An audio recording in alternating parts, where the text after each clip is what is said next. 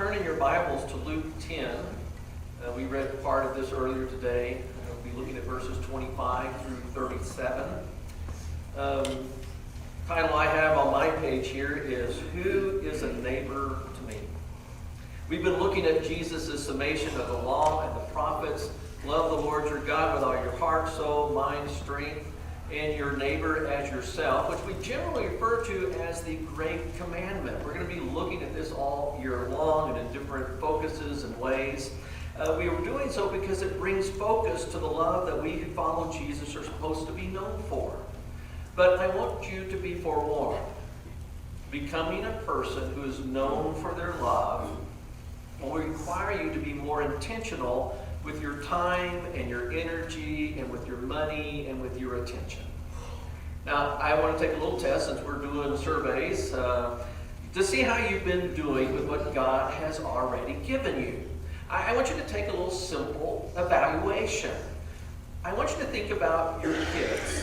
Now, whether they're young or they're old, or for some of you, whether they're grandkids included, and how you are devoting to them your time, your energy, your money, and your attention, maybe helping them with schoolwork, sports involvement, friend activities, meal preparations, travel ball, concerts, family outings. I mean, there's so much that gets involved in that.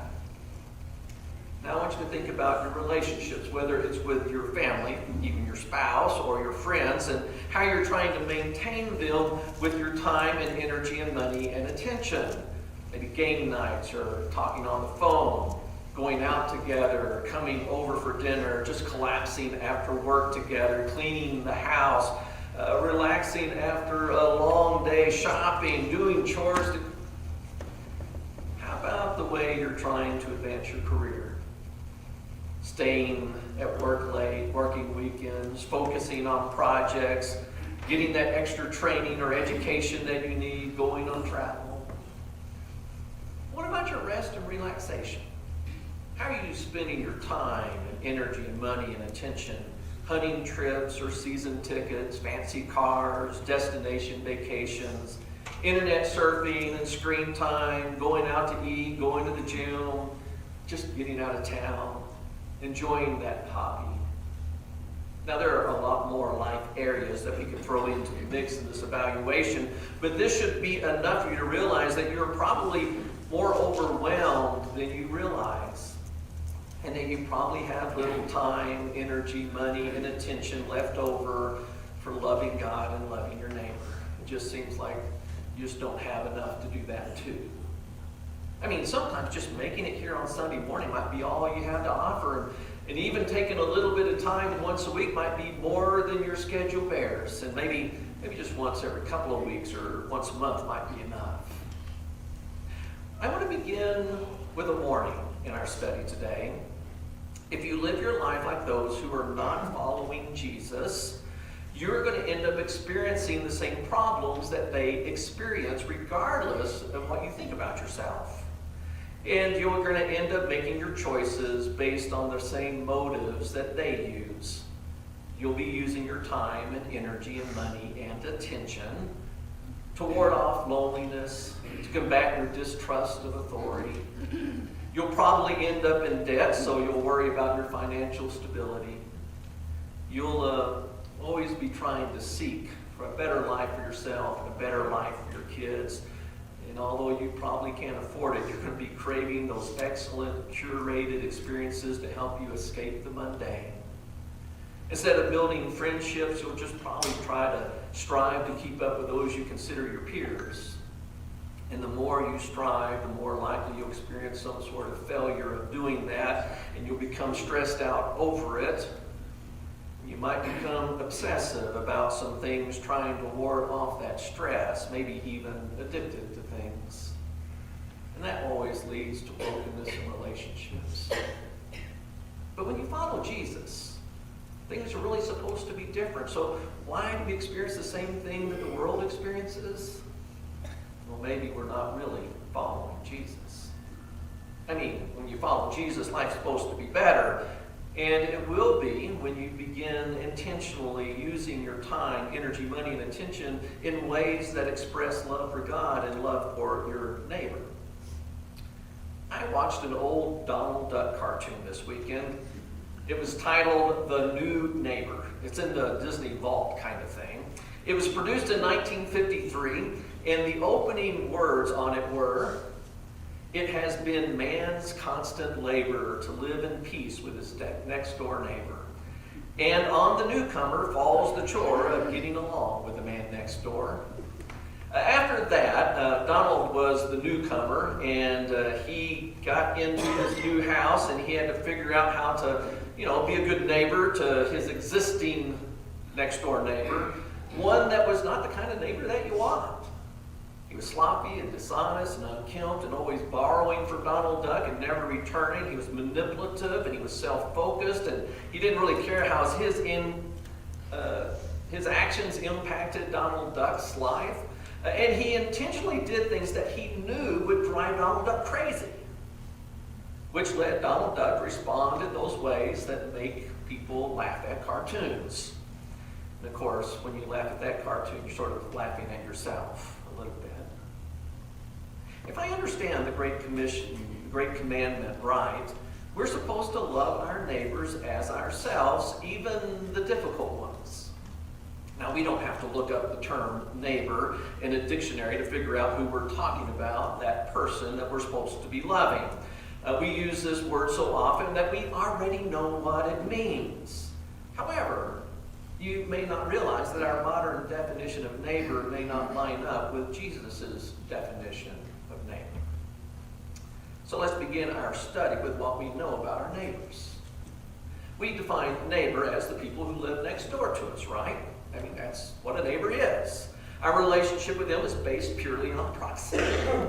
Given time, we will learn something about those people if we live next to them long enough, and they us, because, well, we just live next door to each other. You're going to bump shoulders. You're going to learn something about each other. But there's really nothing that binds us together other than the fact that we live next door. It's nice when you discover a connection with that person. You might share some interest or a hobby that you can do things together, or you might be going through the same sort of stage in life, like having kids in your home, for example, or you might be working on some similar home project and end up helping one another. You're friendly toward one another, but you don't really move in the same social circles. I mean, you're neighbors, but you're not really friends. Of course, that nearness can also make you grow frustrated with them, right? You ever been frustrated with your neighbor? Simply because they have a different lifestyle.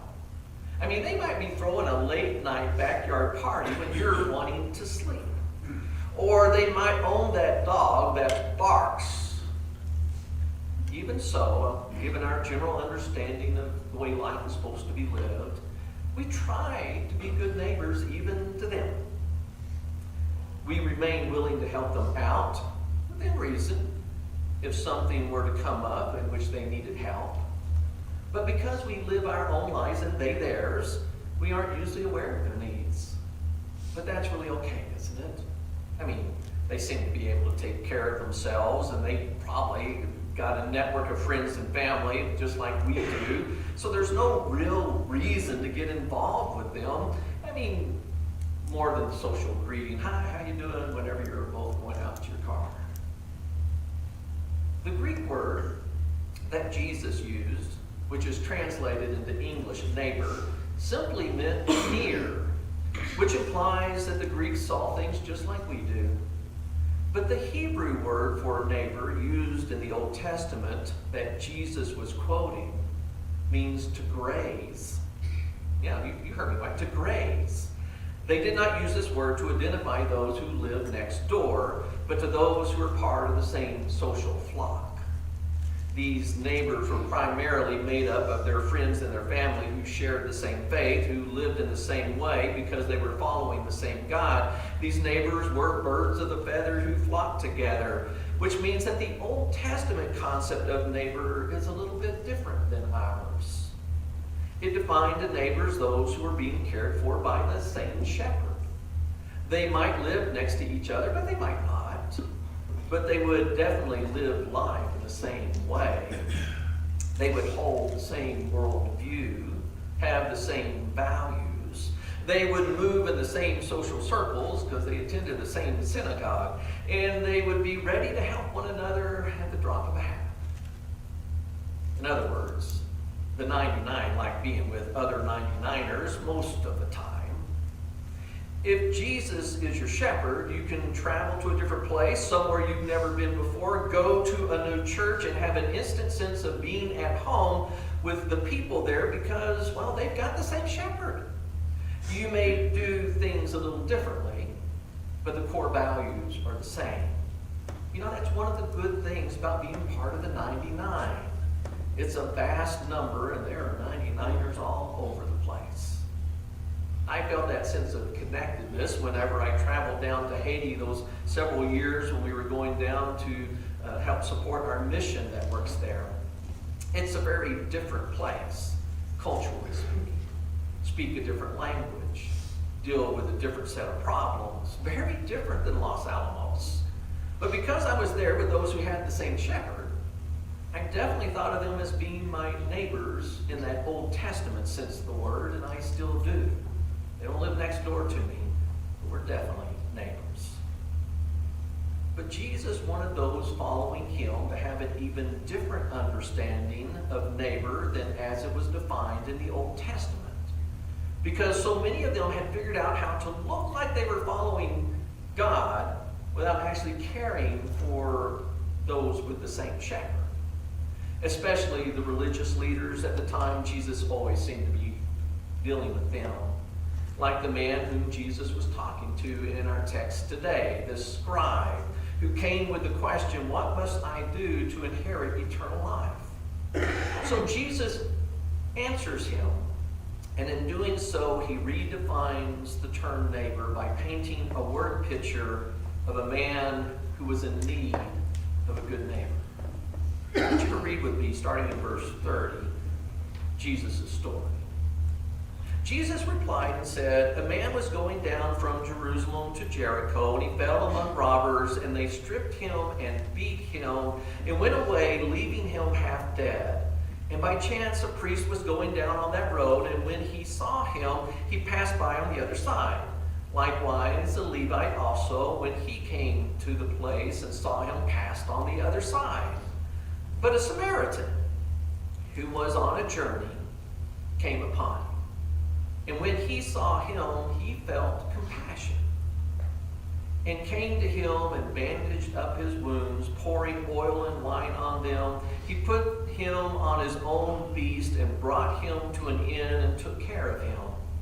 On the next day, he took out 2 denarii and gave them to the innkeeper and said, take care of him, and whatever more you spend, when I return, I will repay you. When this man's Old Testament defined neighbors passed by, rather than stopping, rather than feeling compassion, they go by. And when they do, we often think, when we hear this story, well, of course they pass by on the other side. I mean, what do you expect from a bunch of pious religious people? They don't really care about people. We often secretly sort of celebrate their hypocrisy being exposed because Jesus is telling the story in a way that allows us to see through their charade. Man, it's kind of fun to catch the hypocrites being hypocritical. We see through their play acting, their choices about time and energy, money and attention. They had figured out a way to actually distance themselves from the God that they claimed to follow. They were not neighborly to their neighbor. They were 99ers who were acting more like the world, looking like the world, because they were really following the world rather than following the God they claimed to follow. We also rejoice when we hear this story, don't we? We rejoice that the Samaritan shows them up. He followed the same God, but his understanding about God wasn't quite right. There were good reasons why the Jewish people felt that the Samaritans were part of a cult. They really had some things about God wrong.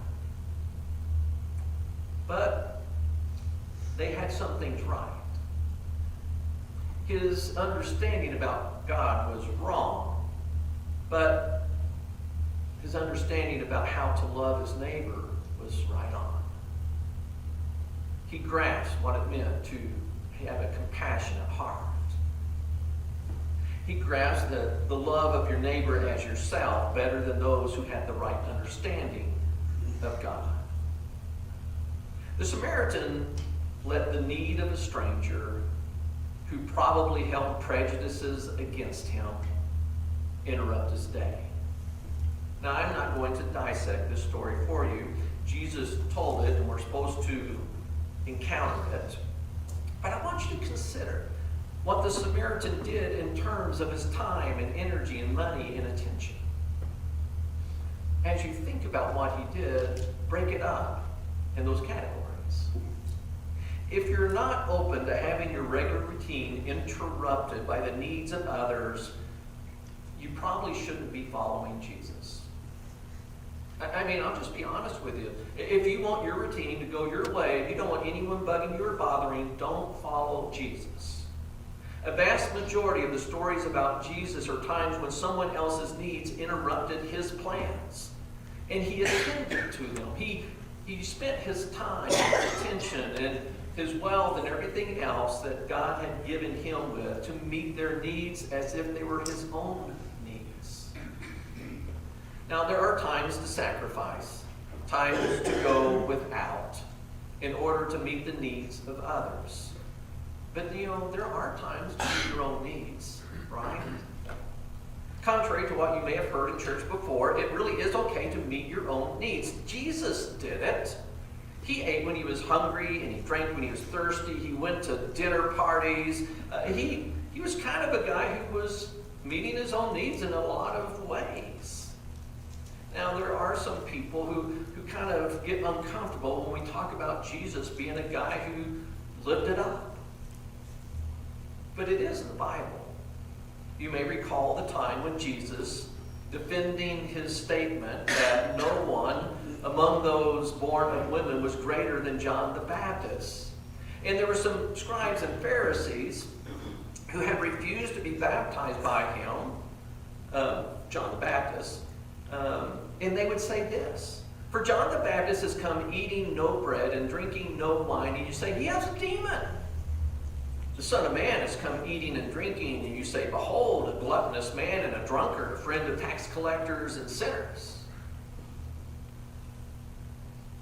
Jesus would later instruct his own disciples in regard to how they were to act when given a place to stay, when they were out in some village preaching, as he would send them out to do. Hey, when you get there, stay in that house who opens its door for you, eating and drinking what they give you, for the laborer is worthy of his wages. Do not keep moving from house to house. Now, that was Jesus' way of telling them, hey, your needs are getting taken care of. Don't get greedy. Because they would get to a village, and the first person would open their house, and they would come to them, and maybe a richer person would open their house. And hey, I'm going to go stay over there. It's an upgrade. And Jesus said, no, enjoy what you have. Don't get greedy about it. It's because you know how to take care of your own needs in a right way that you'll be able to meet the needs of others in a right way. You can't love your neighbor as yourself if you don't know how to love yourself. Sometimes in the church we struggle with that because it's almost like we've been taught not to love ourselves. You have to be able to love yourself in order to treat someone else with that same level of love. After telling the story of the Good Samaritan, Jesus asked this scribe, who was a guy who knew the law probably better than anyone else, and he says, well, who was the man's neighbor? And this man answers, well, it's the Good Samaritan, right? We know the answer. Now, just for your information, there were bad Samaritans. In fact, Jesus and his disciples were not allowed to stay in a Samaritan village when they were passing through on their way to Jerusalem one time simply because they were Jewish. And the Samaritans had had enough of being outcast from all the other ones, and so they were like, great, you guys are doing it to us, we're going to do you. We don't want you around here. It was the eye for an eye principle rather than the love your neighbor as yourself principle. But the Samaritan in Jesus' story was good. And the scribe Jesus was teaching got the answer right. This man's neighbor was the one who helped him. The man in Jesus' story did not reject the Samaritan's help. I mean, he really needed it. And it seems that he wasn't really in a position to reject it. I mean, he was so beat up, he couldn't even walk again. He had to get put on the beast and carried there. But even so, Jesus' point is clear. Our neighbors are the ones who are willing and able to help us. And we love them for it. Don't you like it when someone shows up and they help? Not the people who show up and they get in the way, but the people who actually show up and they take care of the need. We like those people. It's easy to love those who help you. And that means you will be loved when you help someone else. Now, there may be those people who resent you for it, or they find out that, oh, I appreciated the help, but man, I just wish it was someone else and not you. I mean, that can happen. But most people are going to love you for it. I hope that you're beginning to understand that Jesus defines your neighbor not by proximity, nor even by having a right understanding about God, but by your authentic, compassionate response to the people who have needs. Now, we don't live in a third world country. Our community is one of the wealthiest and safest in the nation. So it might be that you end up helping a lot of people around here who are facing first world problems rather than third world problems, because we live in the first world. This week I helped someone move some artwork from one side of a gallery to another. They could have done it on their own.